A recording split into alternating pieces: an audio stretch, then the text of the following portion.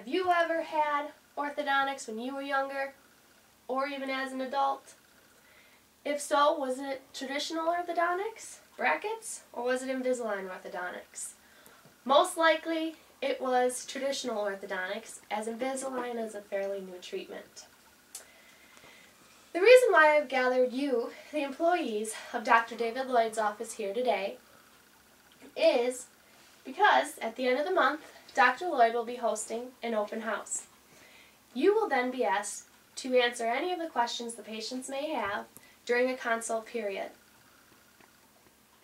The reason why I'm qualified to speak with you today is because for the past 4 years working with Dr. Lloyd, I have gained quite a bit of knowledge, not just with dental procedures, but with dental materials and orthodontics as well.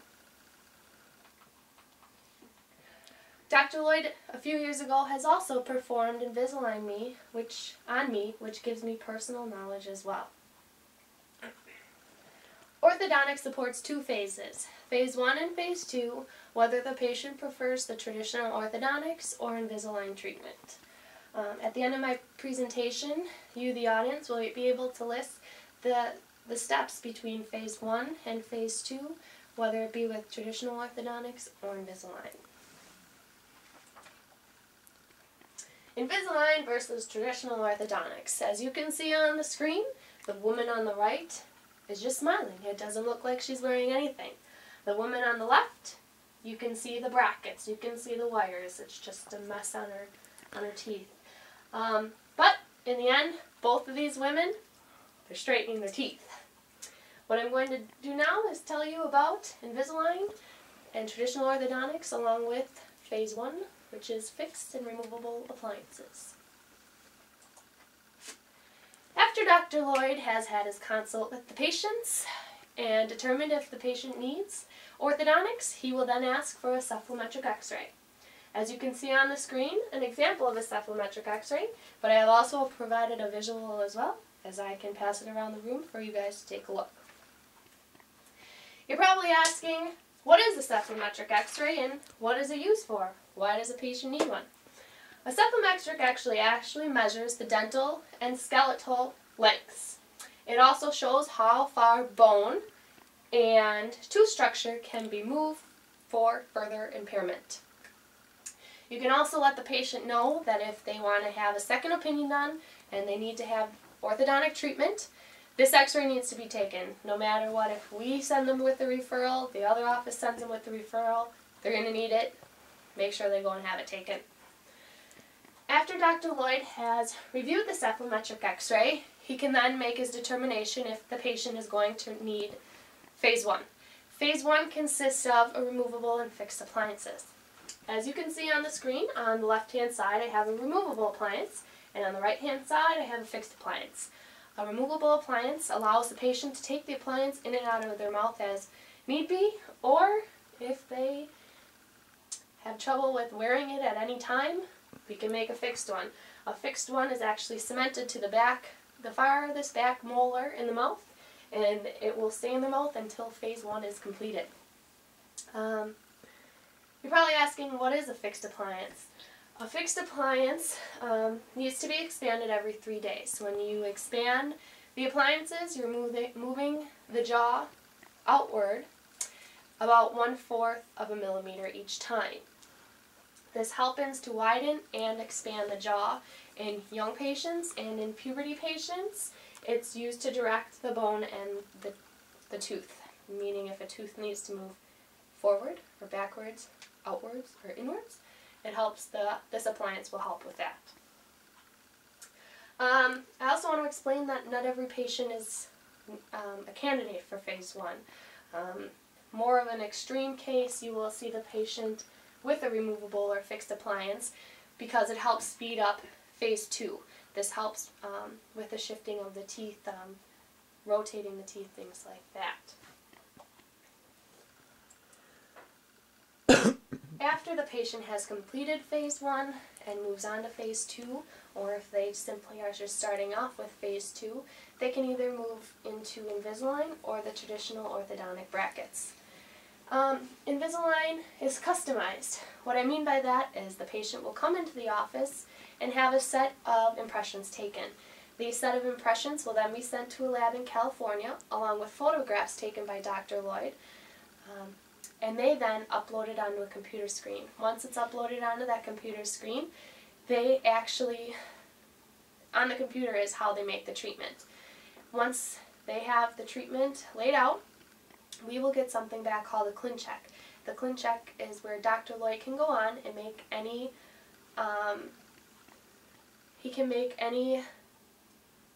changes that he sees necessary. If there's a gap in between one of the front two teeth, he can say, I don't like this gap, make more trays, do something so that gap fills in. Invisalign is removable. As you can see right here, a patient can take it in and out of their mouth as they please. They should wear the Invisalign trays for up to 23 hours a day. They can take it out to eat and drink. The only thing they can drink with this is water. You can also show that it's invisible. You can't even tell the person is wearing it, which is good for business people or older adults who interact with more people.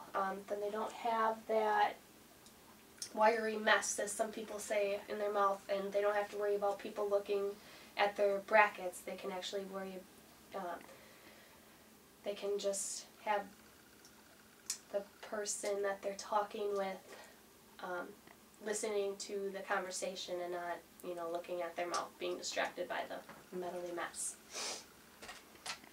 Invisalign is also made for teens. What I mean by this is we know that teens happen to misplace things quite often. When they misplace things, such as their Invisalign trays, they offer an extra set of 2 trays. If they lose tray 7, we can just call them up and they can resend out tray number 7, which is nice for parents because it's included in the cost and there's no cost involved to them. Moving on, in phase 2, there's also traditional orthodontics. In traditional orthodontics, there's brackets, arch wires, and ligature elastics. How Dr. Lloyd would go about this is, if you've ever had a filling done, the white filling material is placed on the surface of the tooth 2 millimeters horizontally down from the tooth. On top of the filling material, he places a bracket. That bracket is then hardened with the light. Once the bracket is in place, he will then place the wire. The wire looks like this, and you can move it, you can bend it, but it'll always go back in position. This is key in traditional orthodontics. This helps shift the teeth into place. It helps them move. Yeah. That is key. After the arch wire is in place, he then places a ligature elastics.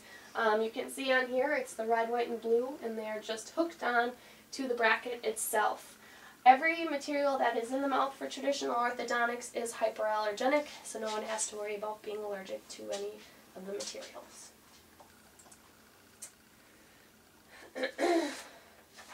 Oh, also with going back to the arch wire, what it does is it puts pressure on the brackets and the teeth, and over time it will move the teeth into the position that they will need, which is key to the traditional orthodontics. As I have stated throughout my presentation, orthodontics supports phase 1 and phase 2, whether the patient prefers traditional orthodontics or Invisalign orthodontics.